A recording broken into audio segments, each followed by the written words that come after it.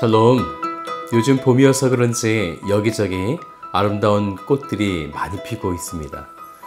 새롭게 태어나는 생명을 바라보다 보면 우리에게 주어진 구원이 얼마나 우리를 새롭게 할 것인지에 대한 기대가 되어집니다. 오늘 그런 새롭게 하심을 바라보셨으면 좋겠네요. 오늘 말씀은 민수기 27장 말씀 되겠습니다.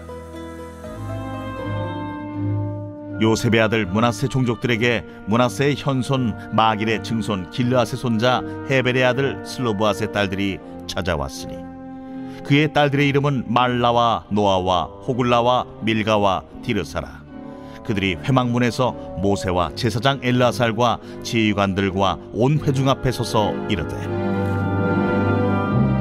우리 아버지가 광야에서 죽었으나 여호와를 거슬러 모인 고라의 무리에 들지 아니하고 자기 죄로 죽었고 아들이 없나이다.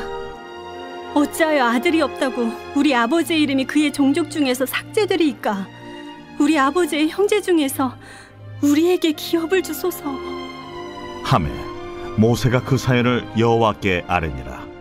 여호와께서 모세에게 말씀하여 이르시되, 실로브와 딸들의 말이 옳으니 너는 반드시 그들의 아버지의 형제 중에서 그들에게 기업을 주어 받게 하되 그들의 아버지의 기업을 그들에게 돌릴지니라.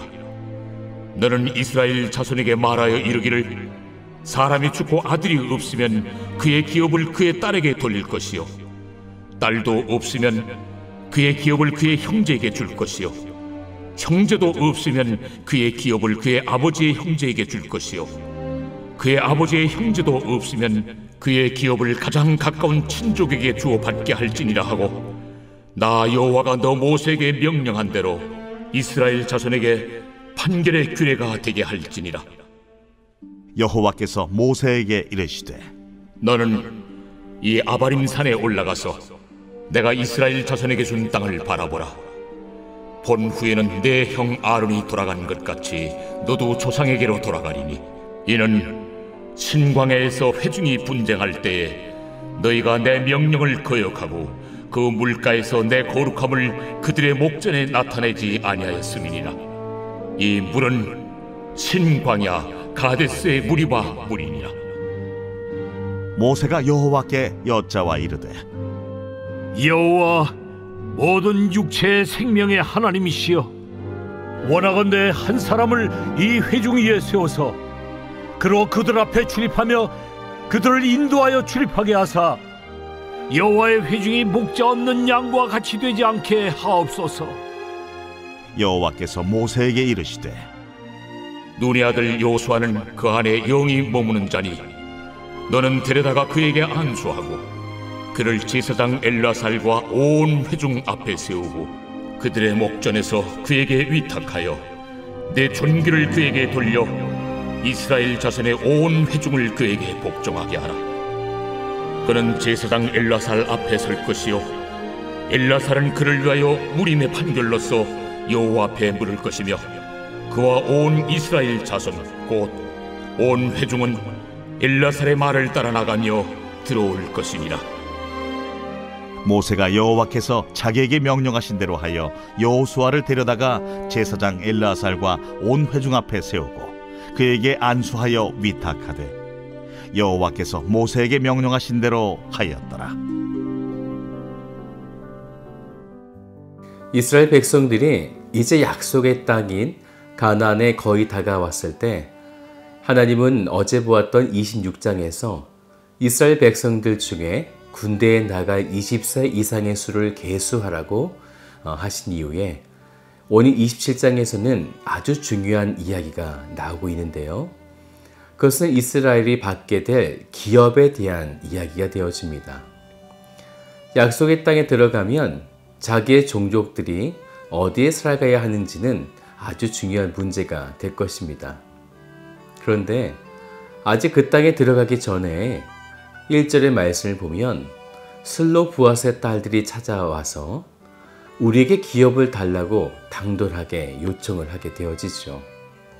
그 이유는 므낫세 지파 중에 슬로브앗이라는 사람이 있었는데요. 민수기 26장 33절의 말씀을 보면 그 사람은 아들은 없고 딸만 5명이었다는 거죠.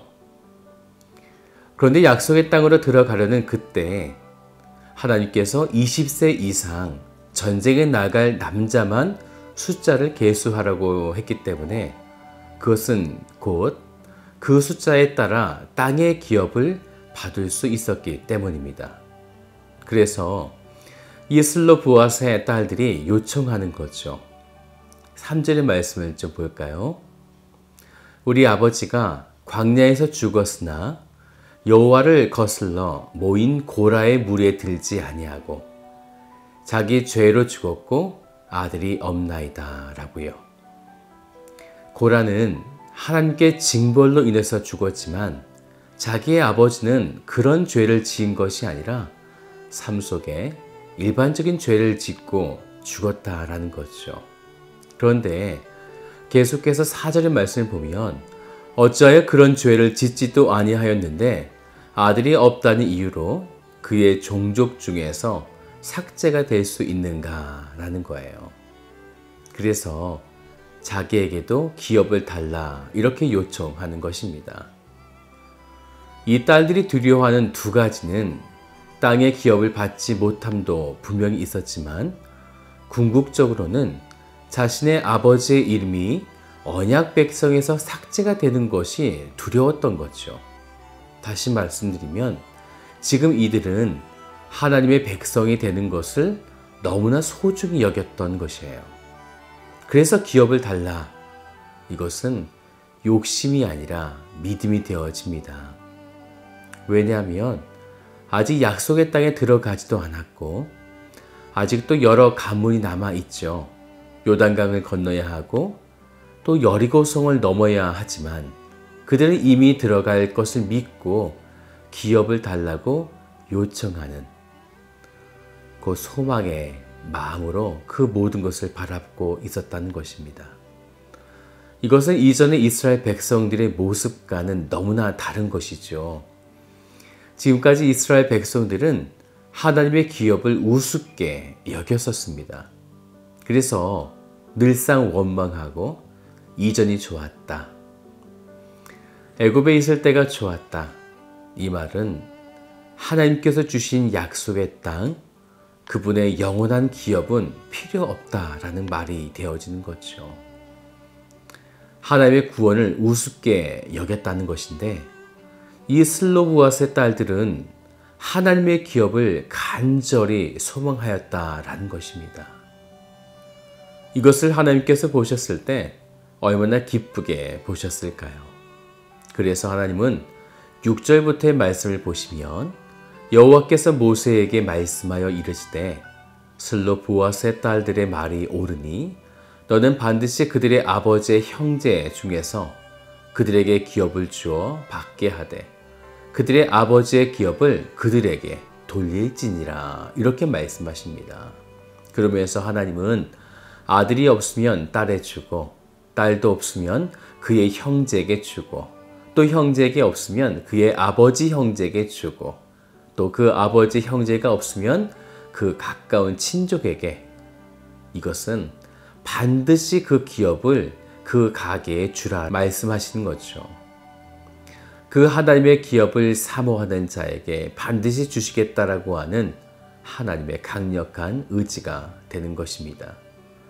그런데 이 슬로보아스의 이야기가 26장에서 이스라엘 군대의 수를 계수하라고 말씀하신 사건과 그리고 이제부터 보게 될 모세의 후계자인 여호수아를 임명하는 아주 중요한 사건 속에 이 이야기가 삽입되어 있다는 것이죠. 별 상관없어 보이는 이야기처럼 보일지 모르겠지만 기업과 구속이라는 아주 중요한 이야기가 여기에 있습니다. 슬로보아스의 딸들이 받게 될 땅의 기업이 그러면 누구로부터 받게 되는가라는 거죠. 그것은 모세가 아니라 여호수아로부터 받게 된다라는 것입니다. 이제 12절부터의 말씀을 보면 모세의 후계자로서 여호수아가 세워지게 되는데요. 구속사라는 넓은 눈으로 바라보시면 슬로보아스이 받게 될 기업은 율법의 모세가 아니라 예수 그리스도를 예표하는 여호수아를 통해 받게 된다는 것을 계시하고 있다는 거예요. 무엇을 말하는 것이냐면요. 율법으로서의 모세는 약속의 땅으로 들어갈 수 없다는 거죠. 물론 표면적인 이유는 오늘 말씀 14절의 말씀처럼 이는 신광야에서 회중이 분쟁할 때에 너희가 내 명령을 거역하고 그 물가에서 내 거룩함을 그들의 목전에 나타내지 아니하였음이니라. 이 물은 신광야 가데스의 무리바 물이니라 라고요. 그래서 그의 형 아론처럼 조상에게로 돌아간다라고 말씀하셨지만 하나님의 궁극적인 이유는요. 약속의 땅은 죄를 깨닫게 하고 정죄하는 율법으로 들어가는 것이 아니라 그리스도의 은혜로서만 들어간다는 것을 계시하고 있는 거예요. 그래서 이제는 모세의 시대가 지나고 그의 후계자인 그리스도를 예표하는 여호수아의 시대가 펼쳐져야만 하는 것입니다. 그러면 모세는 약속의 땅에 들어가지 못했으니 영원한 천국에 들어가지 못하는 것인가? 그렇지 않습니다. 13절을 보면 이스라엘 땅을 본 후에는 내 형 아론이 돌아간 것 같이 너도 조상에게로 돌아가리니 바라볼 뿐 들어가지는 못한다라는 거죠. 그런데 이것은 모세만 그런 것이 아니라 약속의 땅에 들어가지 못했던 조상들 중에 아브람도 있죠. 이삭도 있고 모세도 야곱도 요셉도 있었습니다. 그래서 히브리서 11장 13절의 말씀을 보면 이렇게 말씀하죠. 이 사람들은 다 믿음을 따라 죽었으며 약속을 받지 못하였으되 그것들을 멀리서 보고 환영하며 라고 말씀했습니다. 이 말씀은 믿음의 선진들이 예수 그리스도의 재림의 날은 볼 수 없었지만 소망 중에 기뻐하며 멀리 서서 바라보며 환영하면서 믿음을 따라 죽었다는 것을 말씀하고 있는 거죠. 사랑하는 여러분, 이제는 약속의 땅에 율법으로서가 아니라 여호수아가 예표하는 그리스도의 대속의 은혜에 힘입어 약속의 땅에 들어가게 되어지는 것입니다. 그러면 여러분은 그분이 주실 그 기업을 소망하고 계시는가입니다. 아니면 아직 이곳에서의 땅을 소망하고 계시는가입니다. 오늘 여러분이 장차 우리에게 주실 약속의 그 기업을 소망하시기를 주님의 이름으로 축복드립니다. 다 같이 기도하겠습니다. 사랑의 아버지 하나님 감사드립니다. 하나님께서 이제 율법으로서의 모세가 아니라 예수 그리스도의 그 십자가의 대속의 은혜로 여호수아를 이제 삼고 계심을 바라보게 되어집니다. 우리가 약속의 땅에 들어갈 수 있는 방법은 율법이 아니라 바로 예수 그리스도를 통해서 우리는 약속의 땅에 들어갈 수 있음을 오늘 우리는 믿습니다. 오늘 우리에게 주신 말씀을 우리가 온전히 바라보게 하여 주시고 우리가 진정으로 바라봐야 할 영원하신 기업, 그 약속의 땅을 바라보는 하나님의 신실한 백성이 되도록 우리를 이끌어 주시옵소서. 우리를 이끌어 가실 주님을 찬양하며 참 좋으신 예수 그리스도의 이름으로 기도드립니다. 아멘.